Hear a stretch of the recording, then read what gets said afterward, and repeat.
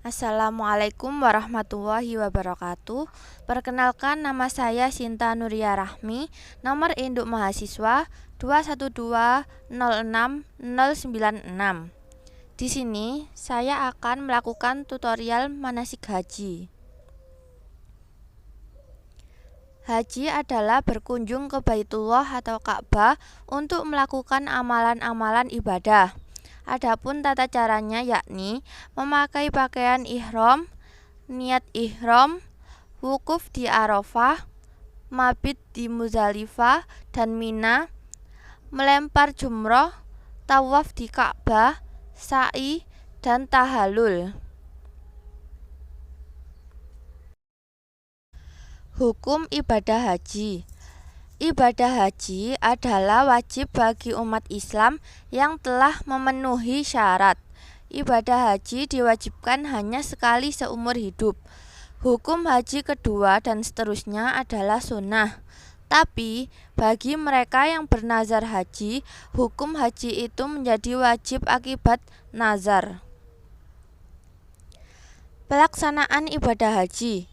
Ibadah haji dilaksanakan pada bulan haji Dzulhijjah, tepatnya ketika waktu wukuf di Arafah tiba 9 Dzulhijjah, hari Nahr 10 Dzulhijjah, dan hari-hari tasyrik 11, 12, dan 13 Dzulhijjah.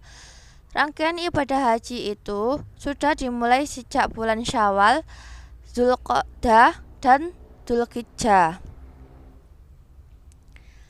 Tata cara manasik haji. Yang pertama, memakai pakaian ihram. Pakaian ihram bagi laki-laki berupa 2 lembar kain lebar untuk menutupi pundak dan bagian bawah panggul, seperti layaknya sarung. Laki-laki dilarang menggunakan pakaian yang berbentuk lekuk tubuh, termasuk pakaian dalam. Yang kedua, niat ihram haji. Pelaksanaan ihram paling lambat tanggal 9 Dzulhijjah pada miqat yang telah ditentukan.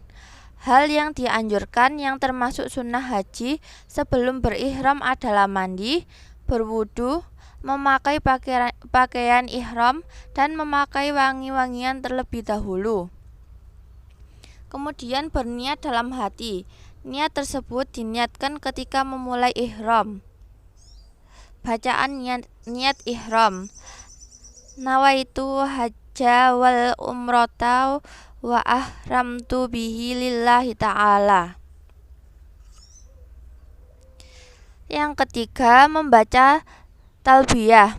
Orang yang telah ihram disunahkan selalu memperbarui dan mengulang-ulang talbiyah dalam setiap langkah selama perjalanan ke Baitul Haram, saat jalan melandai, semenjak atau selama dalam kendaraan, terutama ketika mulai berdesakan dan berkumpul di antara lautan orang-orang yang melaksanakan ihram. Talbiyah adalah bacaan yang disunahkan ketika seseorang yang telah niat haji dan umroh. Hukum membaca talbiyah adalah sunnah muakkad.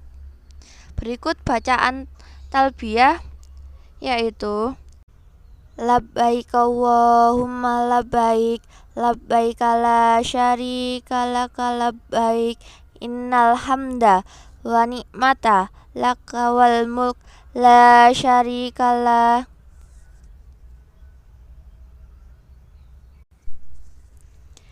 Yang keempat yaitu wukuf di Padang Arafah. Berkumpul di Padang Arafah beberapa saat yang dinilai dari tergelincirnya matahari pada tanggal 9 Dzulhijjah hingga menjelang fajar tanggal 10 Dzulhijjah.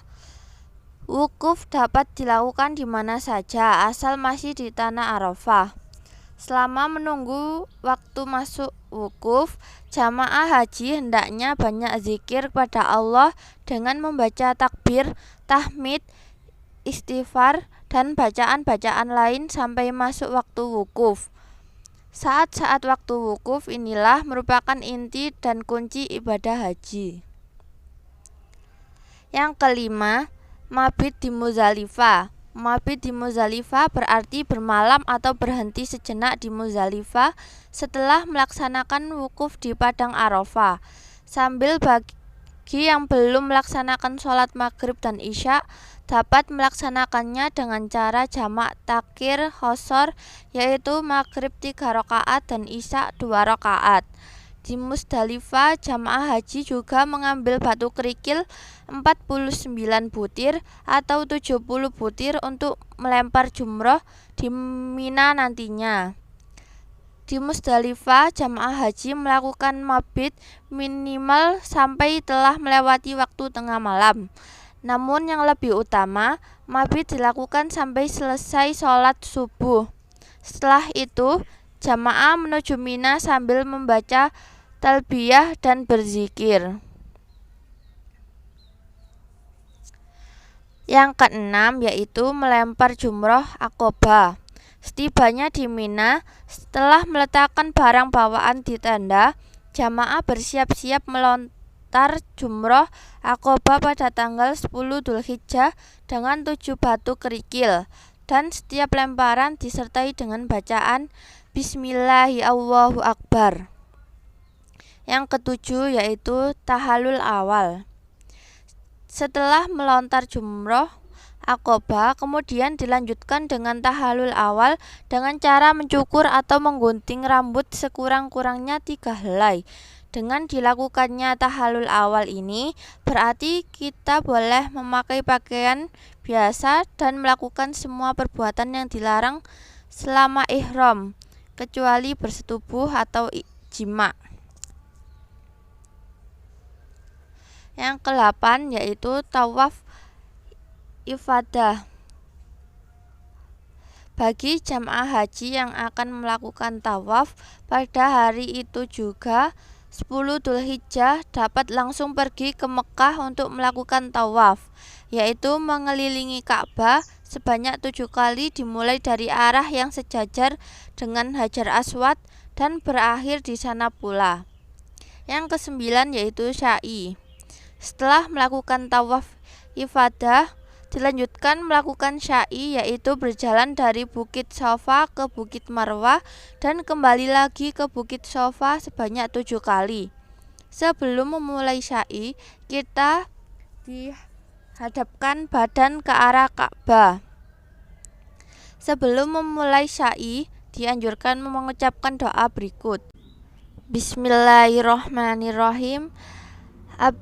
Abda'u bima ba'dallahi bihi wa rasulihi. Yang ke-10, tahallul kedua atau tahallul tsani. Setelah melakukan sya'i, kemudian dilanjutkan dengan tahallul kedua. Dengan tahallul ini berarti seseorang telah melakukan 3 perbuatan, yakni melontar jumroh Aqobah, tawaf ifadah, dan sya'i. Dan demikian bagi suami istri terbebas dari larangan untuk berhubungan suami istri. Yang ke-11 yaitu mabit di Mina. Setelah tiba di Mina, jamaah haji bermalam di sana selama 3 malam. Jamaah berada di Mina sejak tanggal 10 sampai tanggal 12 atau 13 Dzulhijjah. Pada tanggal 10 Dzulhijjah, para jamaah melempar jumroh Aqobah. Sedangkan pada tanggal 11 Dzulhijjah, barulah mereka melontar 3 jumroh, yaitu ula, wusta, dan Aqobah, masing-masing 7 kali dengan menggunakan batu kerikil. Hal yang sama dilakukan pada tanggal 12 dan 13 Dzulhijjah, namun ada juga para jamaah yang melontar ketiga jumroh hanya sampai pada tanggal 12 Dzulhijjah sore harinya dan kemudian mereka meninggalkan Mina menuju Mekah. Hal ini disebut nafar awal. Sedangkan para jamaah yang melakukan pelontaran jumroh sampai tanggal 13 Dzulhijjah sore harinya, mereka disebut nafar tsani. Dengan selesainya kegiatan pelontaran di atas, bagi mereka yang mengerjakan haji tamattu dan haji qiron, selesailah seluruh rangkaian kegiatan ibadah haji dan kembali ke Mekah. Akan tetapi, bagi mereka yang mengerjakan haji ifrad masih diharuskan mengerjakan umroh, yaitu dimulai dengan ihram untuk umroh, lalu tawaf, sya'i, dan diakhiri dengan tahallul. Setelah selesai umroh, berarti selesailah seluruh rangkaian kegiatan ibadah hajinya, haji ifrad. Bagi mereka yang ingin meninggalkan tanah suci Mekah dan kembali ke tanah air harus melaksanakan tawaf wada atau tawaf perpisahan. Caranya sama saja dengan tawaf ifadah, tetapi pada tawaf wada tidak disertai dengan sya'i dan dengan berpakaian biasa. Sekian dari saya, terima kasih. Wassalamualaikum warahmatullahi wabarakatuh.